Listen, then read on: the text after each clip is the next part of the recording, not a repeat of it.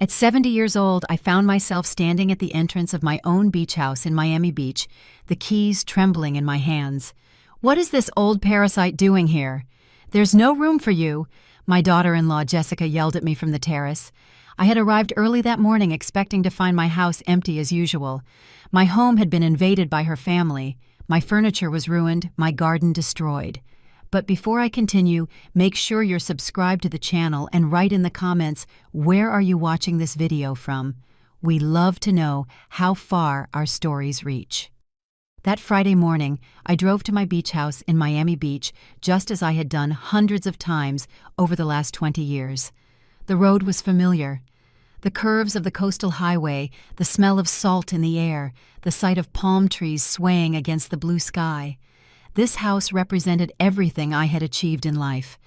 Every brick, every tile, every plant in the garden had been bought with the money I earned working as a seamstress since I was widowed. As I turned into the driveway, I noticed something strange. There were cars I didn't recognize parked in my garage. Loud music was blasting from the property, a party sound that seemed out of place in the quiet refuge I had created. As I parked, I felt a tightness in my chest, that sixth sense that warns you when something isn't right.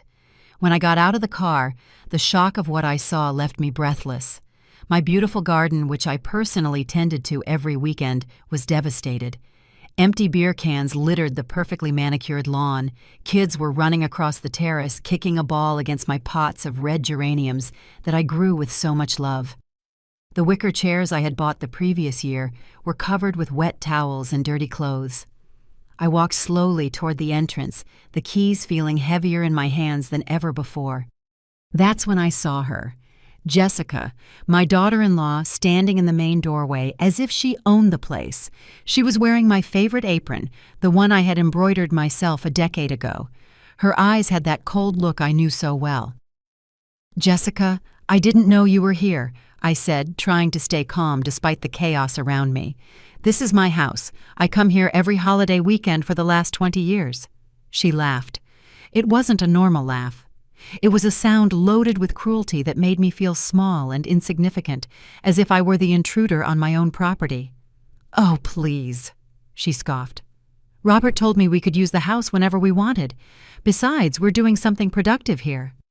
You just come here to complain and ruin our family plans." Before I could answer, more people started appearing behind her. Victoria, her sister, with her 2 teenage kids, their gray-haired mother, who looked at me with disdain. An older man in a Hawaiian shirt, a young woman with a baby in her arms, and another man smoking calmly on my porch. They all stared at me as if I was the problem. "Is this the famous mother-in-law you talk so much about?" Jessica's mother asked, sizing me up from head to toe. "I thought she'd be more imposing. She looks pretty average." The giggles that followed hit me like arrows. There I was at 70 years old, in my simple travel clothes, being ridiculed by strangers on the property I built with the sweat of my own labor. "Where is Robert?" I asked, feeling my heart start to race. My son needed to be here to explain this absurd situation. "Robert is working as always," Jessica replied, crossing her arms.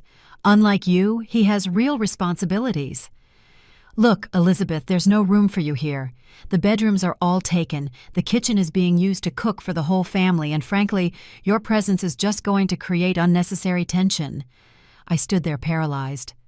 She was actually kicking me out of my own house. The house I built brick by brick after my husband died. The house I worked day and night as a seamstress to pay for.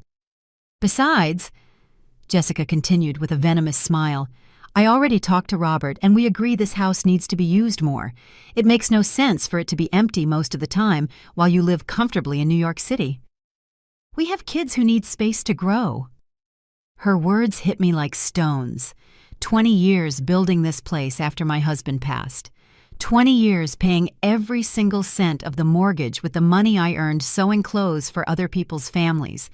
20 years caring for every detail, every plant, every corner of this place that had become my personal sanctuary. "This house is mine, Jessica," I managed to say, though my voice sounded weaker than I would have liked. "I have the deed. I pay all the bills. "Oh, that's enough," she interrupted, raising her voice. "It's always the same thing. It's yours you pay. Robert is your son, isn't he? What's yours is his, and what's his is mine. That's how normal families work. The kids stopped playing and everyone watched me in silence. I could feel their eyes judging me, waiting for my reaction. The humiliation burned my cheeks like fire, but something inside me refused to break. One of the teenagers who seemed to be Jessica's niece came closer and looked at me insolently. "Why don't you just go to a hotel? My aunt is right. There's no room for anyone else here."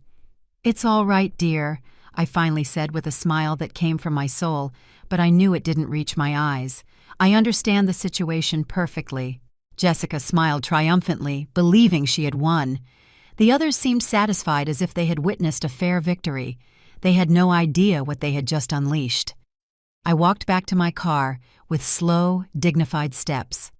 As I drove off to find a hotel, my mind traveled back in time to when this property was nothing more than an empty lot full of weeds and dreams. I was 50 years old back then. Robert was just 25. It was just the two of us against the world, and I had made the most important decision of my life: to build a refuge for our family. The Playa Dorada Hotel cost me $85 a night, money I hadn't planned on spending because I was supposed to be sleeping in my own bed. But there I was, checking in like any other tourist, while my house was occupied by invaders who felt entitled to my property. That night, sitting on the hotel balcony, looking at the lights of my house in the distance, I felt something I hadn't felt in decades. A cold, calculated anger started to form inside me. It wasn't the impulsive anger that makes you scream and lose control. It was something much more dangerous. It was the intelligent anger of a woman who had survived poverty, widowhood, and decades of hard work. Jessica had made a fatal mistake. She had underestimated Elizabeth Aguilar. The next morning, I woke up at 6 a.m. after a restless night's sleep. Every time I closed my eyes, I saw Jessica's arrogant smile and heard her poisonous words echoing in my mind.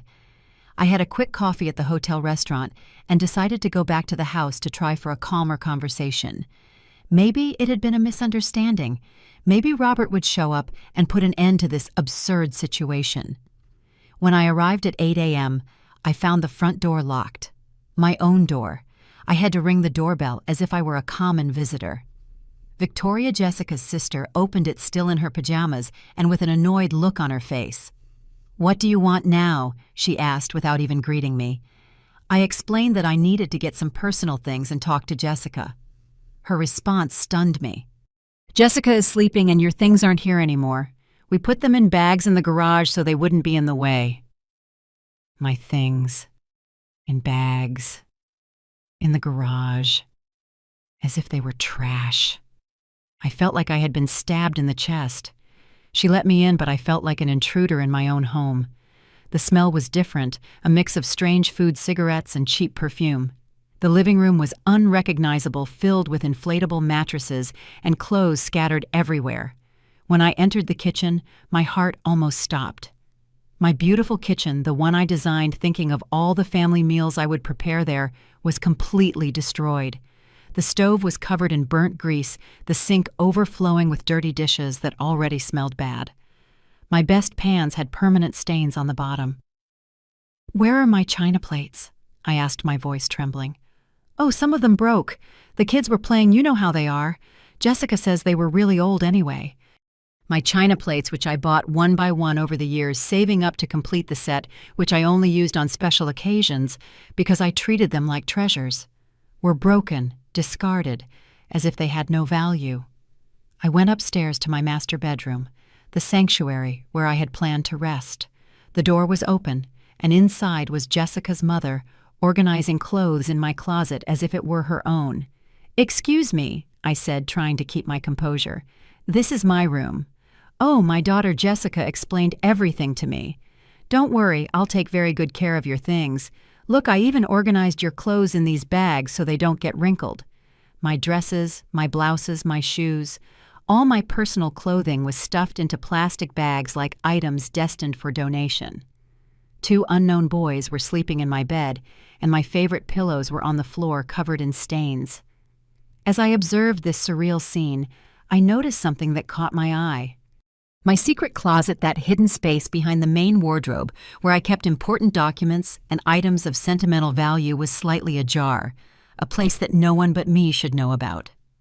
With my heart pounding, I waited for Jessica's mother to leave the room for a moment and went to the closet. The space had been completely violated. My documents were in disarray, some on the floor. The jewelry I inherited from my mother was gone. The property deeds for the house were wrinkled as if someone had reviewed them carelessly. But the most alarming thing was finding papers that weren't mine. Legal documents with Robert and Jessica's names on them. I picked them up with trembling hands and read quickly. It was a property transfer application. They wanted to transfer the house to Robert's name, claiming that I, due to my advanced age and deteriorating mental condition, was no longer capable of managing valuable properties. Deteriorating mental condition. Me, the woman who had managed her finances perfectly for 70 years, who had built a fortune from scratch, who still worked and maintained her financial independence. They wanted to declare me mentally incompetent to steal my house. The paper was dated from the previous week. This confirmed that the invasion hadn't been spontaneous, but part of an elaborate plan to take over my property using the law in their favor. At the bottom of the papers, I found something that chilled me to the bone: a real estate appraisal. My beach house had been valued at $300,000, and there was a handwritten note in Jessica's handwriting. With this money, we can buy a bigger apartment and send the kids to private school. We just need R to sign the papers and for the old lady not to cause any trouble. The old lady? That's what they called me behind my back. The old lady who shouldn't cause trouble while they stripped me of everything I had built in my life. I put all the documents in my bag as evidence. This wasn't just a family invasion. It was a planned robbery, an elaborate fraud to strip me of my life's work, with my own blood as an accomplice. I went downstairs silently, and as I passed the hallway, I heard Jessica on the phone on the terrace. She was talking loudly, not caring about being discreet. "No, Mom, don't worry. The lawyer says it's very easy. Since Robert is an only child, he can claim the inheritance early due to the mother's incapacity. And once the house is in his name, we can do whatever we want with it. Early inheritance due to incapacity. They wanted to declare me mentally incompetent to steal my inheritance while I was still alive. Yes, we already sent the fake medical papers. We paid $50 to that doctor from the cheap clinic to sign a report saying she has senile dementia. Robert didn't want to at first, but I explained it's for the good of the children." Fake medical papers, a corrupt doctor, a fabricated report of senile dementia. My own son convinced that stripping me of my property was for the good of the children. I left the house without saying goodbye. There was nothing left to talk about. Words had lost all meaning. This was no longer a family dispute that could be solved with conversations and good feelings. It was a war, and they had fired the first shot using the dirtiest weapons possible: lies, false documents, medical corruption, and the manipulation of my own son. On the way back to the hotel, my hands trembled on the steering wheel, not from fear, but from determination. I knew exactly what I needed to do. Elizabeth Aguilar would not be a victim of this betrayal. She would be the protagonist of her own justice. On Monday morning, I drove straight to the bank. I needed to verify exactly how much money I had available for this war. For the last 20 years, I had continued to save religiously, even after finishing paying for the house. Every month, I put away $300 from my pension and from the income of my sewing work. I learned early on that saved money was power. It was security. It was freedom. The bank manager, Mr. James, had known me for 15 years, a serious and professional man who had always respected my financial discipline. "Elizabeth, how can I help you today?" he asked with a warm smile. "I need the exact balance of all my accounts, and I need to talk about a delicate legal matter." When he showed me the numbers on the screen, I smiled for the first time in days. I had $87,000 in savings, plus $23,000 in CDs, and $12,000 in my checking account. $122,000 in total. Jessica had been wrong. She thought I was a poor old woman who depended only on a miserable pension. She didn't know that Elizabeth Aguilar had been a tireless worker her entire life, saving every penny to protect herself from exactly this kind of situation. Mr. James, I need you to freeze any third-party attempts to access my accounts, and I need an official letter from the bank confirming my mental capacity to manage my finances. Of course, Elizabeth. Is there a problem? My family is trying to declare me mentally incompetent to take my assets. His face turned serious. This is very serious. Do you need a recommendation for a specialized lawyer? Yes, please. He gave me the name and phone number of Thomas Grant, a lawyer specializing in family law and property fraud. He's the best in these types of cases. Tell him I sent you. I left the bank with a new energy running through my veins. It wasn't just the peace of mind of knowing I had the financial resources to defend myself. It was the mental clarity of having a concrete plan of action. I called Thomas Grant from the parking lot. The secretary gave me an appointment for that same afternoon. The lawyer can see you at 4 Hedgers. It's urgent, right? Very urgent. I spent the rest of the morning organizing all the documents I had collected. The fake property transfer papers, photos of the damage to my house, the list of stolen items, and copies of all my legitimate property deeds. I also printed screenshots from Victoria's social media where she was bragging about her new beach house. At 4 Hedgers, I was sitting in Thomas Grant's elegant office. He was a middle-aged man with graying hair and intelligent eyes that inspired immediate confidence. Mrs. Aguilar, tell me everything from the beginning. Don't leave out a single detail. I narrated the entire story. The invasion of my house, Jessica's humiliations, the fraudulent documents, the fake medical report, the stolen jewelry, Robert's betrayal. He took detailed notes asking precise questions that showed his experience in these types of cases. Do you have the original property deeds? He asked, looking over his glasses. Yes, all of them. The house is 100% in my name. I paid every penny of the construction, and I have all the receipts from the last 20 years.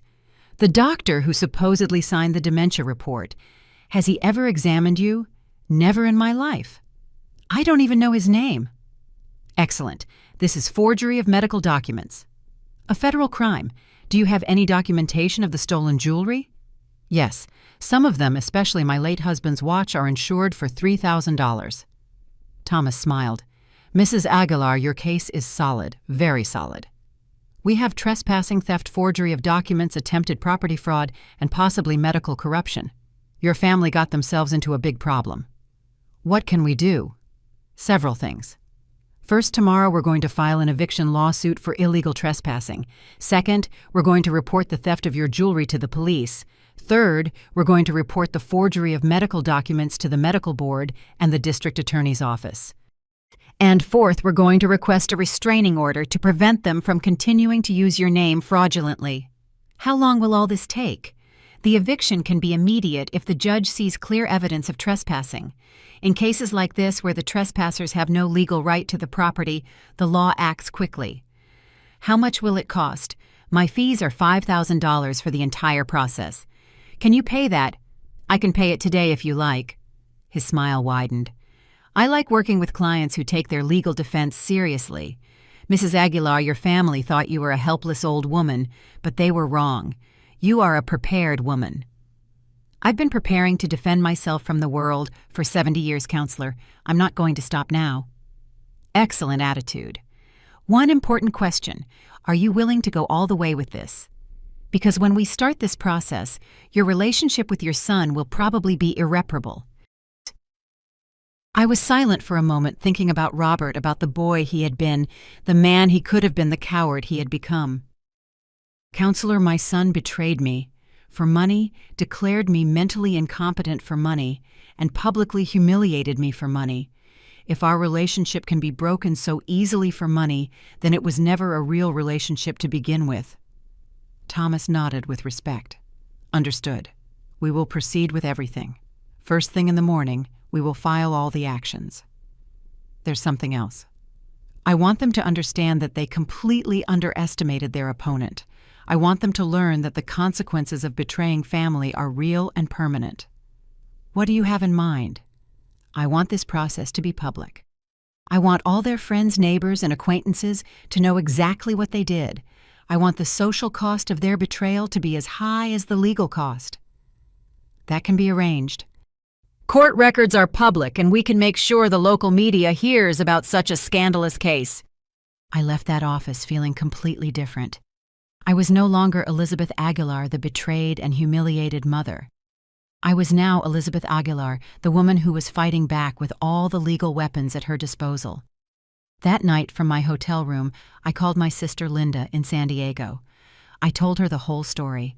"Elizabeth, I can't believe Robert would do that after everything you sacrificed for him." "It doesn't matter what I sacrificed anymore, Linda. What matters is what I'm going to get back." I hung up the phone and sat on the bed looking towards my house. From the hotel window, I could see the lights on the music still playing, the celebration continuing as if nothing had happened. Tomorrow would be a very different day for all of them.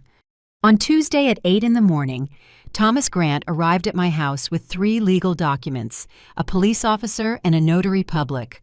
I arrived at the exact same time in a taxi dressed in my best gray suit and carrying a briefcase full of evidence. Jessica's family was having breakfast on my terrace when they saw the legal caravan park in the driveway. I saw Jessica drop her coffee cup when she recognized the official plates of the police cruiser. "Good morning," Thomas said, with a professional and loud voice. "I am attorney Thomas Grant, legal representative of Mrs. Elizabeth Aguilar, the rightful owner of this property. We have come to serve an immediate eviction order for illegal trespassing." Jessica came running from the terrace with a look of panic on her face that I will never forget. Victoria appeared right behind her, filming everything with her phone as if it were another episode for her social media. Jessica's mother, who was wearing one of my robes, looked confused and scared. The officer presented the eviction order and began to list the violations: trespassing on private property, destruction of personal property, theft of valuable items. As he spoke, I watched the face of each one of them. The shock, the disbelief, the growing fear that their actions would have real consequences. "You have exactly 2 hours to collect your personal belongings and leave the property," the officer announced. "Any item belonging to Mrs. Aguilar must stay here. I will supervise the process to ensure you do not take anything that does not belong to you."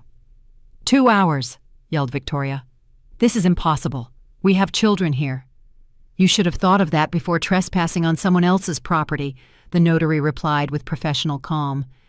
At that moment, Robert arrived driving at high speed. He got out of the car with an expression of total desperation. Surely someone had told him about the police's arrival. "What is happening here?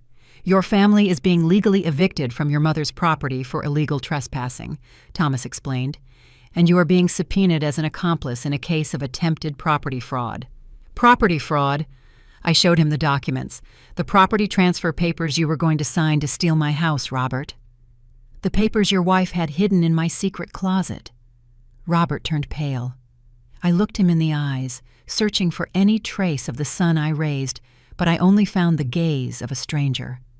A man who had chosen to betray his own mother for money. "Mom, I can explain," he said with a trembling voice.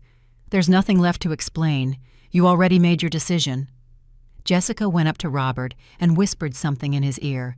He shook his head, clearly uncomfortable. "What is your wife telling you, Robert?" I asked. "Does she want you to tell the police that you have mental problems, that you make things up?" Those words hurt me more deeply than any insult Jessica had uttered. Even in the face of the evidence, in the face of the law, in the face of everything that was happening, they still tried to label me as mentally incapable. "Mr. Robert Aguilar," Thomas intervened, "here is your official subpoena. You have 3 days to appear in family court to answer to the accusations of complicity in attempted property fraud against a senior citizen." "Complicity? But I'm her son. She can't sue her own son." "Mr. Aguilar," the officer said, "the law makes no exceptions for kinship when it comes to fraud and theft. A crime is a crime, no matter who commits it." The next 2 hours were a spectacle of chaos and humiliation for Jessica's family. From the terrace of my recovered home, I watched as the invasion they had planned so carefully completely unraveled. Jessica's mother was the first to break down. After half an hour of crying and yelling, she sat on the stairs and refused to help with the packing. "This is your fault, Jessica," she screamed at her daughter. "You told me everything was taken care of. You told me the old lady had agreed to everything." "Mom, shut up and help me pack," Jessica retorted desperately, stuffing clothes into plastic bags. The children ran around the house crying and screaming, not understanding why they had to leave the paradise where they had been playing. A boy of about 8 came up to me with red, confused eyes. "Ma'am, why are you kicking us out? We didn't do anything wrong." My heart broke a little. The children were innocent in all of this pawns in their parents' scheme. "I'm not kicking you out because you did something wrong," I explained in a soft voice. "I'm asking you to leave because this is my house and your family came here without asking my permission." "But my mom said it was our house now." "Your mom was wrong." Jessica overheard our conversation and came over furious. "Don't talk to my children. You have no right to confuse them even more." "I'm not confusing them. You confused them by bringing them to a house that wasn't yours. This house is ours. Robert is your son. Children inherit from their parents." "Children inherit when their parents die, not when their parents are still alive and well. You're already old. What do you need such a big house for at your age?" Thomas intervened immediately. "Ma'am, every comment you make about my client's age is being documented as additional evidence of age discrimination and psychological abuse against a senior citizen." Jessica fell silent instantly, her face red with anger. Robert had been carrying suitcases to the cars in complete silence, avoiding my gaze. When there were only 30 minutes left on the deadline, he finally approached. "Mom, we need to talk." "There's nothing to talk about anymore, Robert. Look, I admit things got out of hand, but we can fix this. We can reach a family agreement without involving lawyers and police." "What kind of agreement?" "About you keep the house, of course. We accept that it was a mistake to come without telling you, and in return you drop all the charges. And the jewelry, we will return everything that was taken by mistake." "By mistake? Do you really think I'm going to accept that stealing my mother's jewelry was a mistake?" "Mom, it wasn't theft, it was a misunderstanding. And the fake medical report was also a misunderstanding. And the property transfer request for mental incapacity. And publicly humiliating me by calling me a parasite." He remained silent, unable to find excuses for so many betrayals. "It wasn't me, it was Jessica," he finally mumbled. "But you were there. You saw me being humiliated by your wife in my own house, and you said nothing." I didn't know what to say." "You knew exactly what to say, Robert. You knew you had to defend your mother, but you chose to stay silent so as not to upset your wife." He became desperate, trying to find a way out that no longer existed. "Okay, Jessica behaved badly. I admit it. What else do you want me to say? I want you to tell me the truth. I want you to admit that you planned to steal my house using false documents. I want you to admit that you betrayed me for money. I didn't betray you for money. I did it for my family. And what am I, Robert? Am I not your family? Yes, you are my family, but Jessica and the kids are my main responsibility now. So your main responsibility now is to steal from your mother." Robert put his hands on his head in frustration. "Mom, you don't understand. We have huge expenses. The kids need private schools, clothes, vacations. Jessica's house needs repairs. I work day and night, but the money is never enough. And that's why you decided I had to pay your bills with my life's work. You live alone in a small apartment. You don't need such a big beach house. It's a waste." There it was. The truth had finally emerged. Robert hadn't betrayed me for love of his family. He had betrayed me because he thought I didn't deserve what I had worked my whole life to get. A waste? I repeated the word slowly, feeling its weight on my tongue. "Mom, I didn't mean it in a bad way. My 30 years of working day and night are a waste. My discipline of saving every penny to build this house is a waste. My sacrifice of raising you alone after I was widowed is a waste." "That's enough," Robert exploded. "It's always the same with you, always reminding me of everything you sacrificed, always making me feel guilty for having my own life." The silence that followed was absolute. Even Jessica stopped packing to listen. "There's the truth," I said with a calmness that surprised me. You didn't betray me for money. You betrayed me because my sacrifices for you became a psychological burden you couldn't bear. I didn't say that. You didn't have to say it. You just screamed it. Robert stood there, breathing heavily, his face red with shame and anger. You know what the saddest thing about all this is, son. If you had asked me for help directly, I would have helped you. If you had told me you were having financial problems, we would have found a solution together. But you preferred to conspire behind my back, humiliate me publicly, and try to rob me using the law. Why? Because I knew you would say no. How did you know if you never asked me? Because you've always been very attached to your money, very controlling with your life's work. Controlling, Robert. I paid for your college, bought your first car, lent you the money for the down payment on your house. I helped you financially dozens of times in your adult life. Yes, but always with conditions, always reminding me that it was your money, that it was your sacrifice. I finally understood everything. Robert hadn't betrayed me out of greed. He had betrayed me out of pride. His male pride couldn't stand to continue being financially dependent on his old mother. You know something, Robert? You're right. I should have forced you to be more independent when you were younger. I should have let you solve your own problems instead of always rescuing you. But it's too late to change the past, and now you will have the opportunity to be completely independent, because from now on, you will solve all your financial problems without my help. Thomas looked at his watch. Ladies and gentlemen, you have 10 minutes left. The final burst was chaotic. Jessica shouting orders, the children crying, Robert carrying the last suitcases with an expression of total defeat. When they were all finally in their cars, Jessica rolled down the window and shouted one last threat. This isn't over, you bitter old woman. We're going to appeal. We're going to prove you're crazy. Go ahead, I replied calmly. My lawyer will be waiting for you. The cars drove away, kicking up dust in my driveway.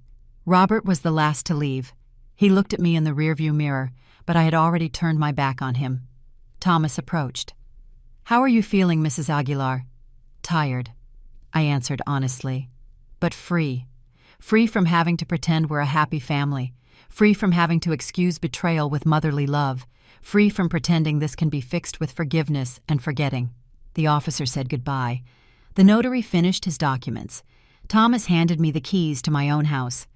Mrs. Aguilar, your home has been officially recovered. I walked up the steps of my terrace and sat in my favorite chair. For the first time in a week, I was alone in my own house. But the final act of this play was yet to come.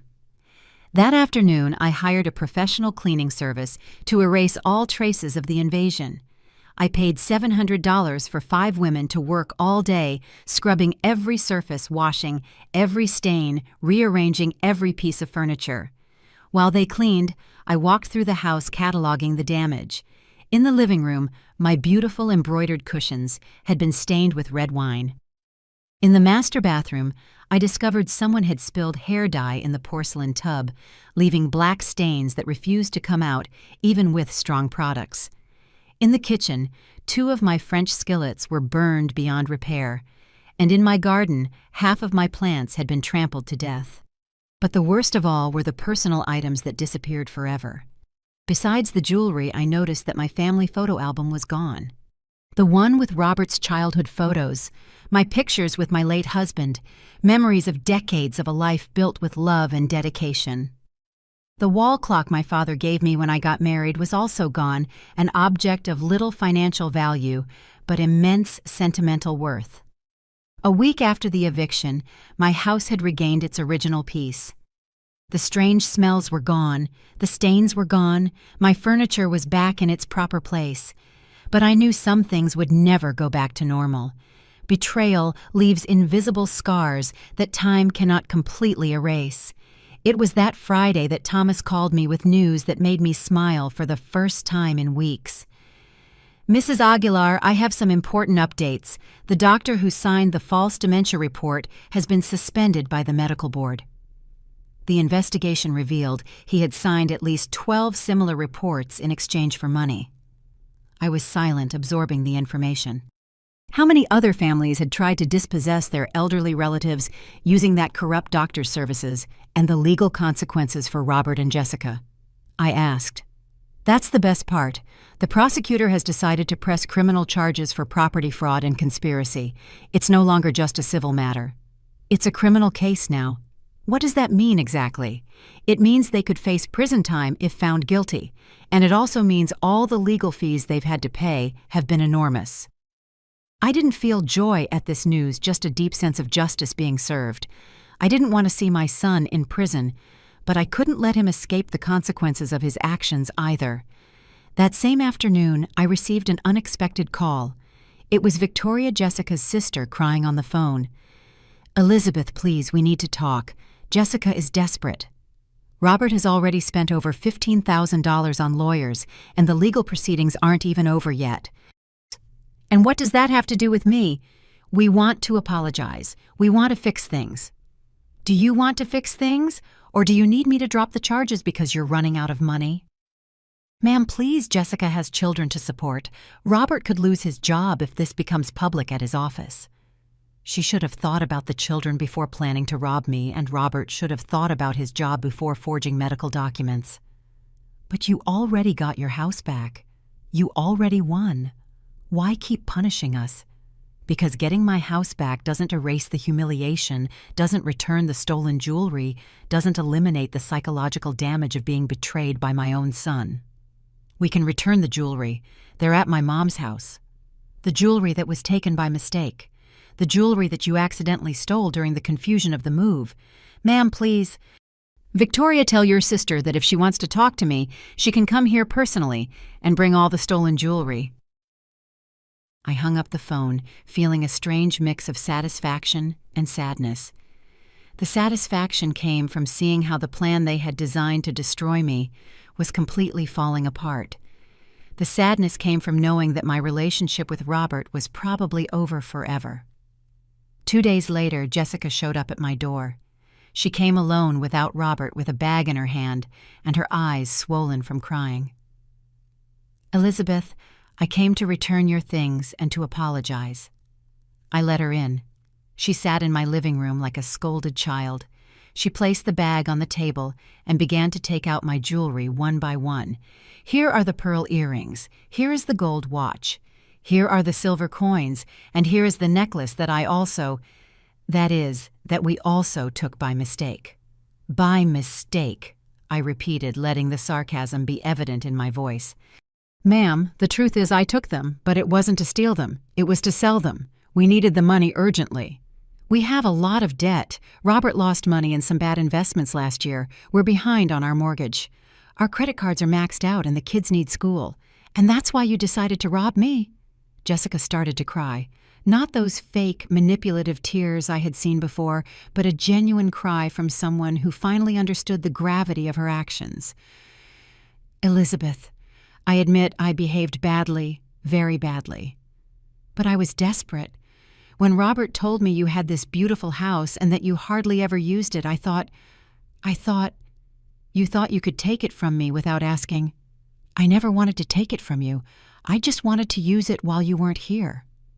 And then when we saw how expensive it was to maintain 2 houses, we thought maybe it would be better if the house was officially Robert's to avoid legal problems in the future." "And legal problems. You created the legal problems by forging medical documents. That was the idea of that cheap lawyer we consulted. He told us it was the fastest way to transfer property within the family." I was silent for a moment, processing the level of ignorance and naivety they had shown. They had ruined their lives financially and legally because they followed the advice of a corrupt third-rate lawyer. "Where is Robert?" I asked. He didn't want to come." "He says you're not his mother anymore." Those words hurt more than I expected, but they also confirmed that I had made the right decision. "He says I'm not his mother anymore." "Yes." "He says a real mother wouldn't sue her own son, that you chose money over family." "And what do you think, Jessica?" I think we started all this, but I also think you went too far. We could have solved everything as a family without lawyers and police." "How could we have solved it as a family if you never told me the truth?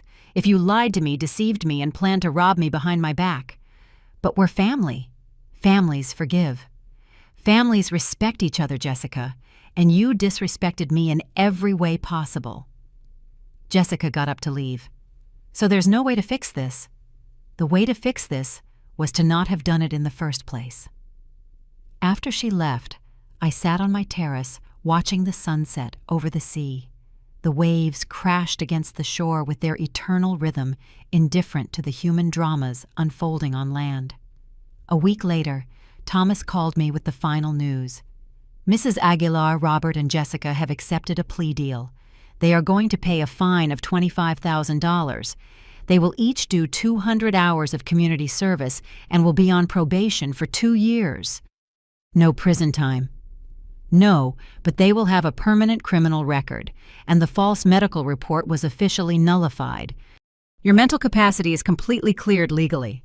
And the legal fees, they've already spent over $30,000 on defense lawyers. Between the fines and the legal fees, it cost them over $50,000 to try to steal your house.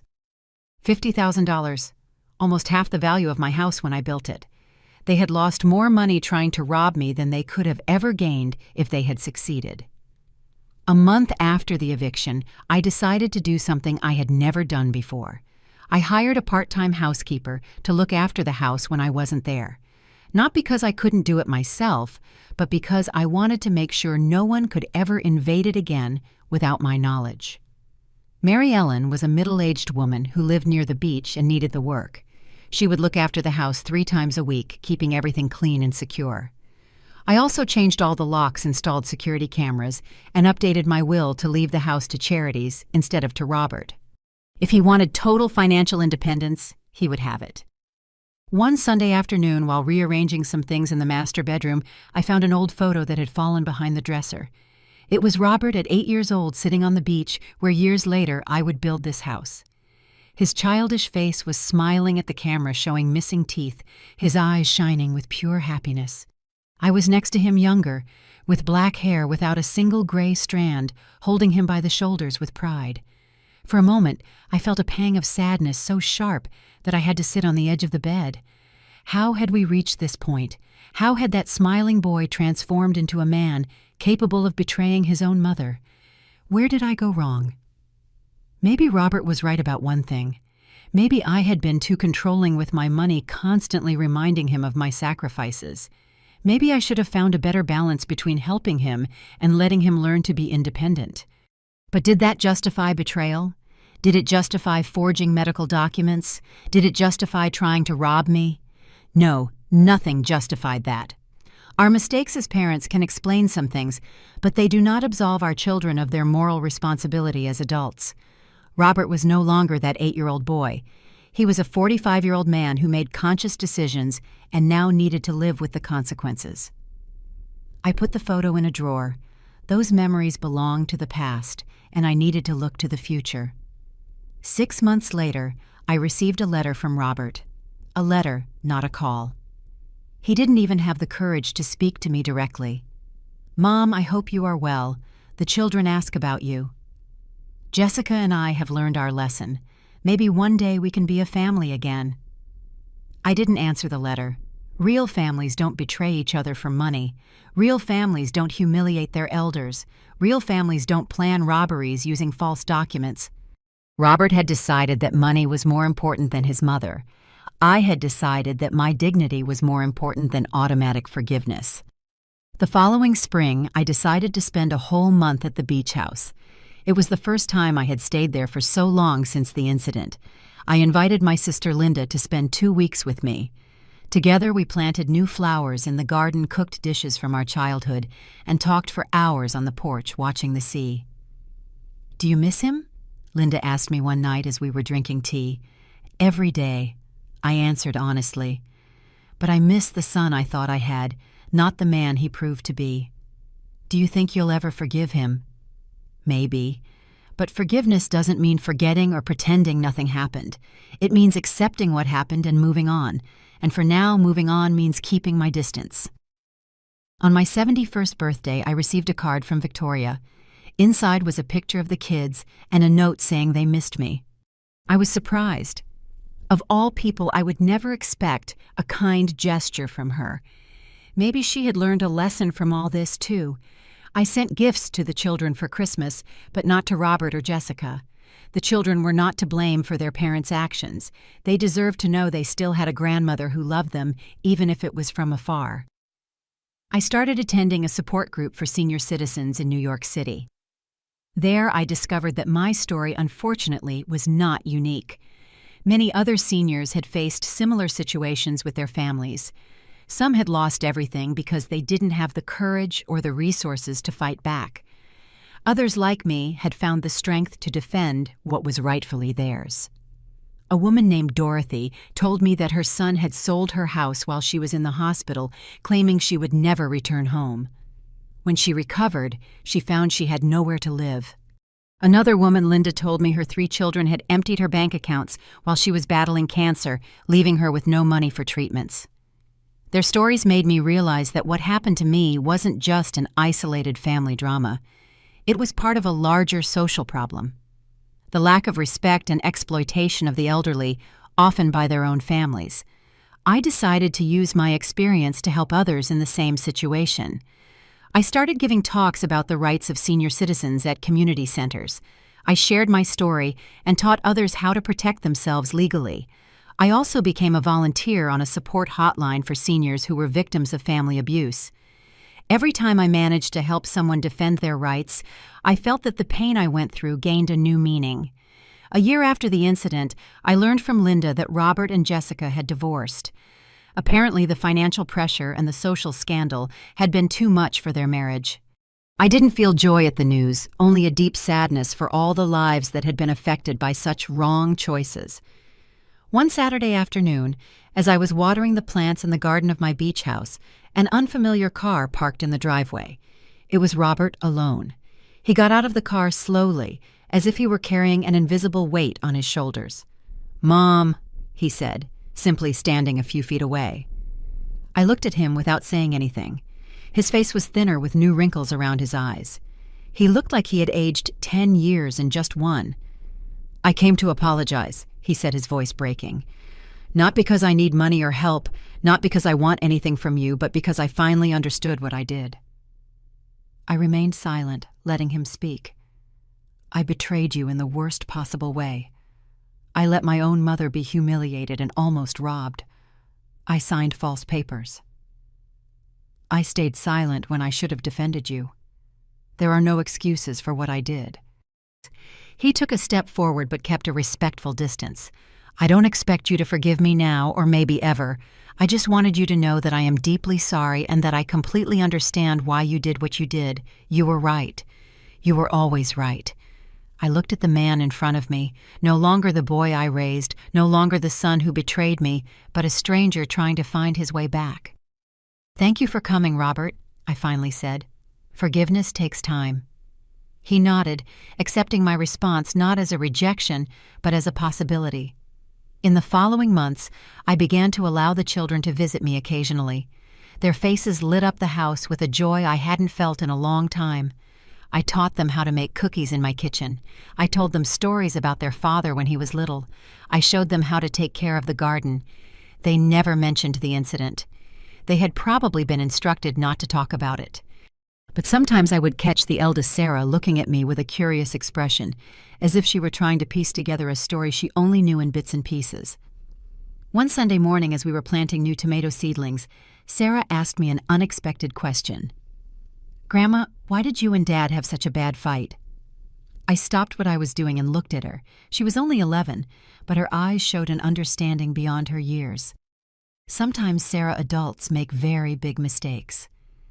"Your father and mother made some mistakes with me, and it hurt me very much." "What kind of mistakes?" I thought carefully about how to answer. I didn't want to poison her relationship with her parents, but I didn't want to lie either. "They tried to take something that was mine without asking permission, something that was very important to me." "This house?" "Yes, this house." She continued digging a small hole for the tomato seedling, processing the information. "Mom says you were very cruel to them. I made them face the consequences of their mistakes. Some might see that as cruelty. I see it as justice." Sarah planted the seedling, carefully pressing the earth around it with her small hands. "I think I understand," she said finally. "It's like when I take my sister's things without asking and she tells Mom. I get mad at her for telling, but it's really my fault for taking her stuff." I smiled, amazed by the simplicity and depth of her understanding. "Exactly like that, my dear. Exactly like that." That night after the children left, I sat on the terrace contemplating the sunset over the sea. I thought about how things had changed in the last 2 years. I thought about the betrayal, the pain, the fight, the victory, and finally the slow rebuilding that was taking place. Forgiveness didn't come all at once like a great revelation or a dramatic moment. It came little by little in small moments of connection, in honest conversations and shared silences. It wasn't the kind of forgiveness that erases the past or pretends nothing happened.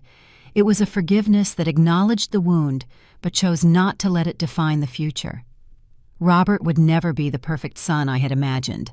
I would never be the perfect mother he might have wished for. We were two imperfect people, bound by blood and decades of shared history, trying to find a new path through the ruins of the old one. At 72, I learned that life rarely follows the script we plan. The people we love disappoint us. Trust is broken. Dreams fall apart.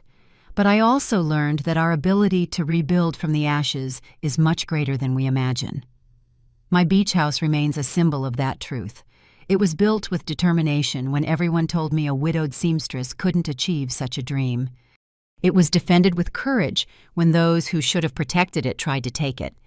And now it is becoming a place of healing, where old wounds are slowly beginning to scar over.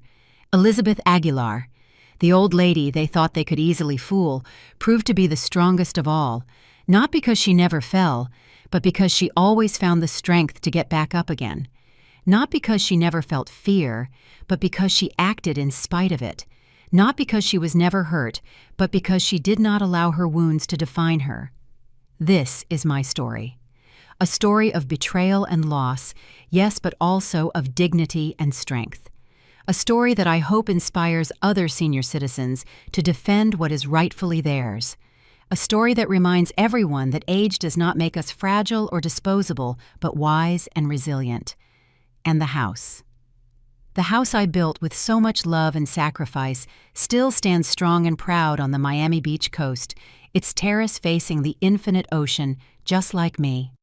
Now, if you like this story, click on this next video that appears on the screen, because in it is a story of betrayal and revenge like you've never seen before.